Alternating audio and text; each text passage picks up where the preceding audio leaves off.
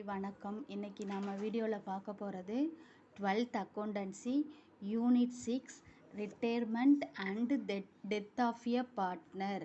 நம்ம யூனிட் 5 வந்து admission of a partner பார்த்தோம். இப்போ அட்மிஷன் ஆஃப் பார்ட்னரில் இப்போ 2 பேர் இருக்காங்கன்னா 3ஆவதாக ஒருத்தவங்க அட்மிஷன் ஆவாங்க.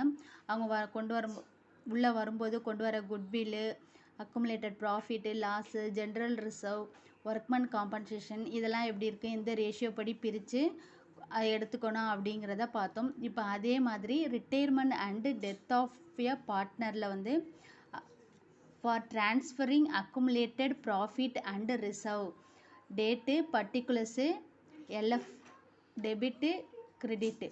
இப்போ வந்து profit and loss appropriation account data, அதாவது ப்ராஃபிட் அண்ட் லாஸ் அப்ராப்ரியேஷன் நம்ம அட்மிஷன் ஆஃப் பார்ட்னரில் என்ன பண்ணோமோ அதே தான் வரும். Profit and loss appropriation, general reserve fund, workman compensation, investment fluctuating capital, இது எல்லாத்தையுமே நம்ம என்ன செய்வோம், பார்ட்னர்ஸோட கேபிட்டல், ஃபிக்ஸடு கேபிட்டல் இல்லைனா கரண்ட் கேபிட்டலோட ட்ரான்ஸ்ஃபர் பண்ணுவோம்.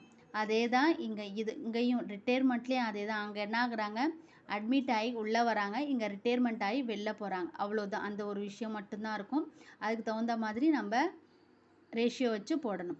அதே மாதிரி ப்ராஃபிட்டாக இருந்தால் என்னென்ன ப்ராஃபிட், ஜென்ரல் ரிசர்வ் ஃபண்ட் இதெல்லாம் இருக்கோ அதெல்லாம் டெபிட்டில் பண்ணி கேபிட்டல் பார்ட்னரோட கேபிட்டலுக்கு கிரெடிட் பண்ணுவோம்.